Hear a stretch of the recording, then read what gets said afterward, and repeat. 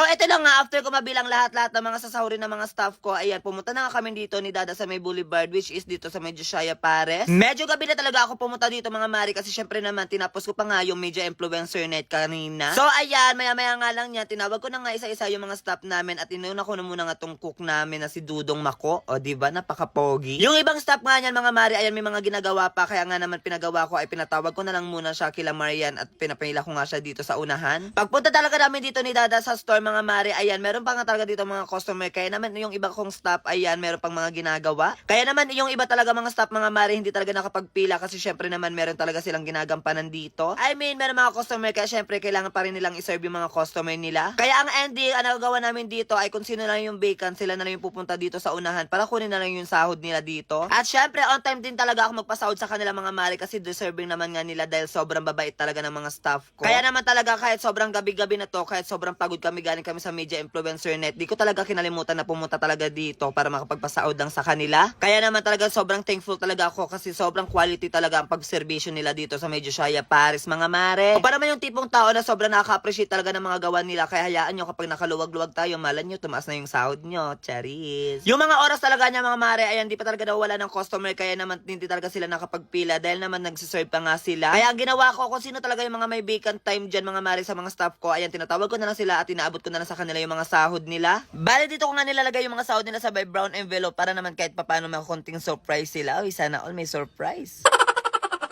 Kung matagal na talaga kayo nakasubaybay sa mga vlog ko mga mare, alam nyo talaga na ako yung tipong tao na sobrang hilig talaga sa surprise. Lalo-lalo na talaga yung mga tao, mga malalapit sa akin mga mare, ayan, sobrang hilig na hilig ko talagang i-surprise sila. At ayan, pagkatapos ko nga ibigay yung mga sahod nila, agad ko na lang nilista yung mga pangalan nila para naman mapirmahan nila at sign na ito na naka-receive sila ng sahod for today's video. Bale, ganito talaga ginagawa ko sa kanila mga mare. After nila ma-receive yung mga sahod nila, nililista ko talaga mga pangalan nila para naman mapirmahan nila at sign na ito na nakuha na nila yung sahod nila. At syempre, ganoon naman talaga dapat yung ginagawa natin para naman meron tayong record sa kanila. Para in case emergency mga mare, kapag hindi tayo nagkaintindihan na about sa sahod, meron tayong record dito at meron tayong mapapakita sa kanila na na-receive na nila yung mga sahod nila for today's video. Kaya sa mga nagbabalak na mag-business dyan o sa magiging gusto maging owner, ayan, ganito rin yung gawin nyo para na meron kayong idea kung paano talaga magpasahod sa ating mga staff, gano'n. Pero sarap lang talaga sa feelings mga mare na magbigyan sila ng mga sahod dahil sobrang deserving nga ng mga staff ko. Bali, akala nyo mga mare, hindi pa talaga dyan nagtatapos mga mare kasi pang night pa lang yan, meron pa tayong pang morning na sasahuran. Katulad talaga ng sinabi ko, gabi na talaga na kami nakapunta dyan, kayo mga nasahuran lang yung mga pang night shift. Bale, meron pa talaga pang morning shift mga mares, kaya bukas na bukas talaga pupunta pa rin kami dito ni Dada sa store para naman masahuran yung mga morning shift. Dahil medyo talaga marami na tayong sinasahuran dito mga mare, kaya kailangan talaga natin magsipag at syaga for today's video. Kailangan na talaga natin na magdoble kayod. Yung tipong kailangan na namin dalawa ni Dada na hatiin na yung katawan namin, kayang-kaya namin gawin yan. Pati kaluluwa namin ni Dada, sasabi na namin para naman makapagsahod lang kami ng tama sa mga crew namin. Anyways mga mare, pagkatapos talaga natin ibigay yung mga sahod at nakapagpaperma na la, it's time to party! Charot! I mean, see you in my next vlog!